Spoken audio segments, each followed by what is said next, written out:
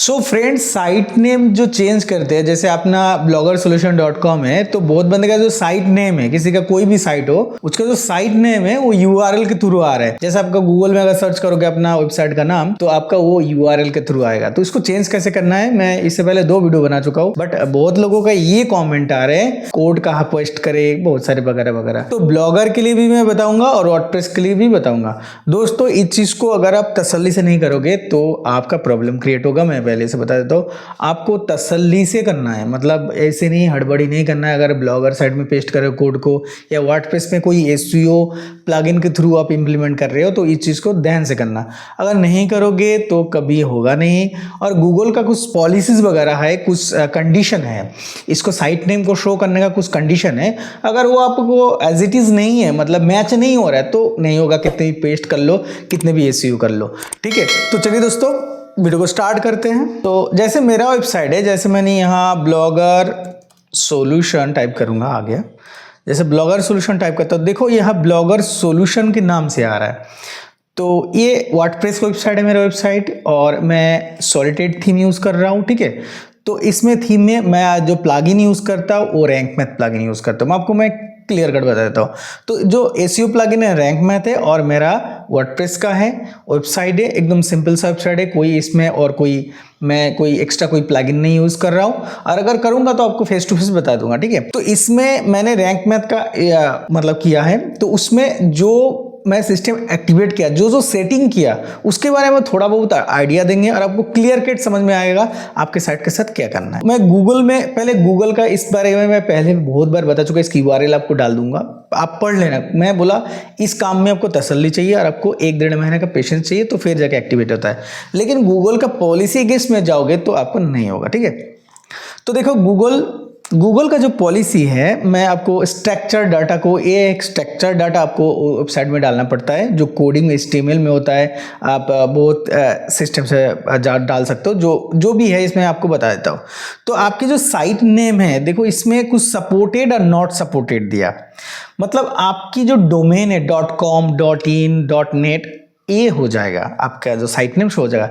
लेकिन बहुत बंदा क्या है, .com के साथ /news करके अगर आपकी होम पेज में दिखा रहा है, .com .in, जैसे मेरा होम पेज है bloggersolution.com। ओके, अगर मैंने होम पेज को पेज से थ्रू जोड़ दिया, bloggersolution.com /news जोड़ दिया, तो यूआरएल है तो कभी नहीं शो होगा। ठीक है, ये एक कंडीशन हो गया। दूसरा देखो, इसमें कुछ कोड दे दिया, ये आपका पॉलिसीज है, और इसमें on site name pass current से ओके, इसमें ज़्यादा कुछ नहीं है। ये आपका कुछ पॉलिसीज है, जो यूनिक नेम होना चाहिए, एक नाम जो होना चाहिए जो यूनिक हो, जो कॉमन ना हो।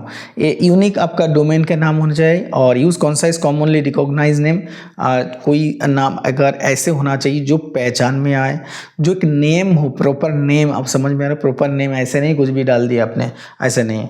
अबाउट जेनरिक कीवर्ड, जैसे बेस्ड, मतलब आपकी डोमेन नेम बहुत लंबा चौड़ा, जैसे ब्लॉगर सॉल्यूशन 2 वर्ड से बना है, अगर आपने बना बेस्ड फ्रीज इन इंडिया ऐसे करके लंबा चौड़ा डोमेन ले लिया, तो उसकी कभी भी आपको जो नेम है ना नहीं आएगा। इसके पॉलिसी है, साइट को, होम पेज को आपको सही स्ट्रक्चर डाटा, ऑल्टरनेटिव नेम भी आपको सही होना चाहिए।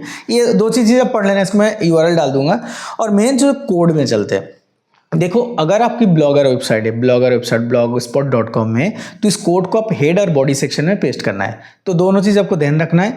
और अगर आपको बहुत ज़्यादा, तो अब गूगल सपोर्ट टीम में जाके एक बार बात करके डालोगे तो और भी बेहतर। इसकी क्वेश्चन अगर कोरा में भी मिल सकता है।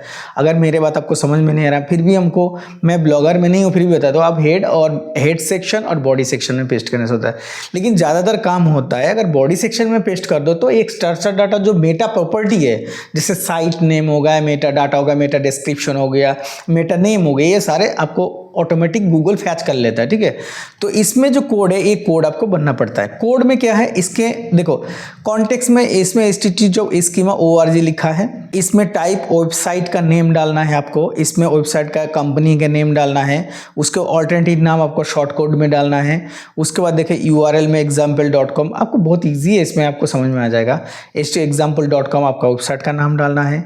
उसके बाद इसमें टाइप एंट्री पॉइंट, ठीक है, ओके। इसमें देखो सर्च पॉइंट है, ये एक थोड़ा इंपॉर्टेंट, इसको थोड़ा समझ लो।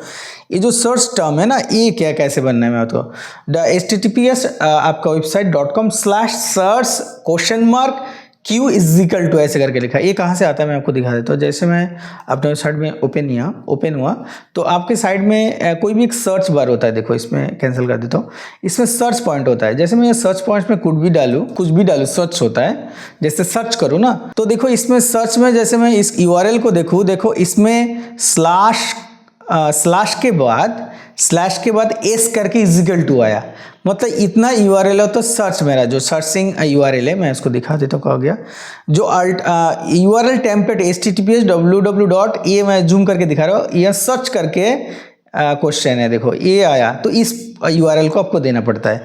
बाकी सेम टू सेम है, इसमें कोई और चेंजेस करने का जरूरत नहीं है।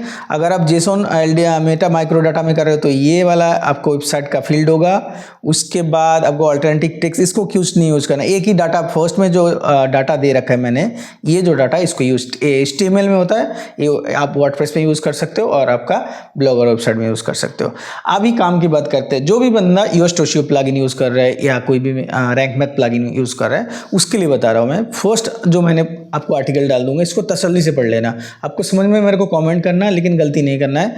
तो ऐड साइट होना, देखो ये आपने दे दिया। अगर आपको साइट में कुछ चेंजेस करना है तो ये इसका ACO प्लगइन के थ्रू ये आप कर सकते हो, ठीक है। अगर वर्डप्रेस की बात करूँ तो वर्डप्रेस में सेटिंग क्या करना है, साइट नेम देखो ये दे दिया। उसके बाद आपकी जो सेव चेंजेस करना है आपका साइट नेम देके। उसके बाद देखो आपका reading and setting your last, आपको एक होम पेज अलग होना चाहिए। आपकी पोस्ट पेज और होम पेज अलग होना चाहिए, ध्यान रखना। पोस्ट पेज ही होम पेज नहीं होना चाहिए। अगर आपको पता नहीं है आपको पोस्ट पेज होम पेज में है तो उसके लिए कमेंट करना, मैं एक वीडियो बना दूंगा।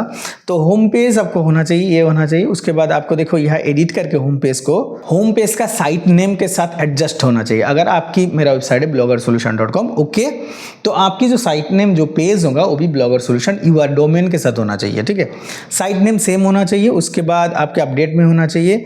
उसके बाद आप देख सकते हो add a site name your home page Meta title में क्या करना है, जैसे मैं आपको दिखा देता हूँ, आपको अगर समझ में नहीं आता है तो। जैसे मैंने यहाँ टाइप का ब्लॉगर सोल्यूशन, आया समझ में, ये चीज को बहुत अच्छे से फॉलो करना। ब्लॉगर सोल्यूशन टाइप का है तो ब्लॉगर सोल्यूशन फर्स्ट आया। उसके बाद मेरा https www.bloggersolution.com आया, ओके। उसके बाद देखो मेटा टाइटल में क्या आया, meta title blogger solution how to start make blogging and make money online. ये है मेटा टाइटल। ये बहुत ही अच्छी तरह लिखना है जिसमें आपका साइट का नाम होना चाहिए। उसके बाद मेटा डिस्क्रिप्शन किसको बोलते हैं, ब्लॉगर से इज बेस्ट वेबसाइट, ये है मेटा डिस्क्रिप्शन, ठीक है। इसमें कैरेक्टर से जैसे आप वर्डप्रेस जब वो करते हो ना, जब यहाँ है आप देख सकते हो। या अगर आप देखो ये हो गया आपका मेटा टाइटल। उसके बाद देखो मेटा ग्राफिक मेटा डाटा। जो मेटा डाटा होता है, मेटा डाटा आप कहाँ पे ये इसको ये स्कीमा में आपको ऑन कर देना है, इसकी प्रॉपर्टी सेक्शन में आके। उसके बाद सोशल आइकन माई ब्लॉग यहाँ पे कहीं पे होगा, देखो इसमें आप आराम से पढ़ोगे ना। इसमें URL आपको डाल दूंगा तो इसमें रिक्वेस्ट आपको सबमिट करना है। उसके बाद आपको rankmath.com देखो कंसोल में डालना है। जो भी प्लगइन आपको मैं इसमें पूरा दे रखे, इसमें जैसे आप डालोगे ना, जो ये रैंक मैथ प्लगइन यूज़ करोगे ना, तो ये ऑटोमेटिकली इस ब्लॉग पोस्ट को ओपन कर लेना जो रैंक मैथ के थ्रू राइट हुआ, और इसको आप देख लेना और आपके साइट में एज इट इज़ करना है, ठीक है। और कुछ नहीं करना, आपके साइट ऑटोमेटिक हो जाए। लेकिन मैं आपको एक चीज़ हमेशा बोलूँगा, जो इसमें पॉलिसी का इसमें जो 4 कॉलम दे रखे, 1 2 3 4 5, इसी का होना चाहिए। अगर इसके तो चेंज हुआ, आप कितने भी एसईओ प्लगइन यूज़ कर लो, कुछ भी कर लो, आपको चेंज नहीं होने वाला, ओके। दूसरा आता है योस्ट रेशियो। जो बंदा योस्ट रेशियो प्लगइन यूज़ करे, मैं उसकी बात बता रहा हूँ। देखो इसमें सेटिंग सबसे बेस्ट है। अगर आप योस्ट यूज़ कर रहे हैं ना, योस्ट में बहुत अच्छा सिस्टम है, मैंने देखा। Site name, alternative website name, alternative organism जो भी है, देखो इसमें जो डेवलप कंटेंट दिया है, इसमें लॉगिन होना है आपका वर्डप्रेस वेबसाइट में।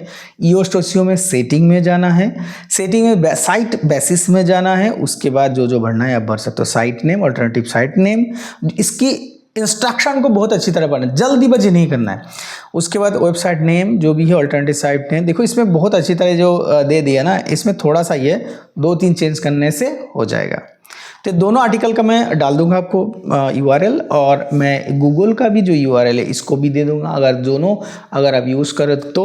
और इसकी जो और एक वीडियो मैंने प्रैक्टिकली जो यूज़ किया था, प्रैक्टिकली मैंने डाला था एक वीडियो को, ठीक है। मैं आप मेरे साइट में जब एक किया था काम, तब बहुत दिन पहले का बात है, तो उस वीडियो बनाया था, उस वीडियो को भी आपके डिस्क्रिप्शन में डाल दूंगा। तो आप लोग इस चीज़ को देख लेना और आप सेटिंग कर लेना, और बहुत तसल्ली से करना, नहीं तो प्रॉब्लम क्रिएट हो सकता है। तो यही एक वीडियो है। अगर वीडियो पसंद है लाइक या शेयर जरूर करना दोस्तों, चैनल को सब्सक्राइब सपोर्ट करना। दोस्तों और एक भी होता है, तो अगर आपको बैकलिंक बनाना है तो मेरे साइट में जाके आप अभी बना सकते हो, बहुत डू फॉलो मैं। और आप मेरे साइट में जैसे आप जाओगे ना, मेरे साइट में जाके दोस्तों ये पॉपअप आएगा, ऑल नोटिफिकेशन को ऑन कर देना, जिससे मैंने अगर कभी भी आपको बैकलिंक का लिस्ट प्रोवाइड कर रहा हूँ, डू फॉलो बैकलिंक का, कोई भी आप लोगों को पता चल जाएगा। इसमें आके आप बैकलिंक आराम से आपके साइट में डोमेन अथॉरिटी, पेज अथॉरिटी बना सकते हो। और दूसरा, मेरे साइट में आने के बाद एक पोस्ट कॉमेंट जरूर करना, उसमें आपको एक बैकलिंक मिलेगा।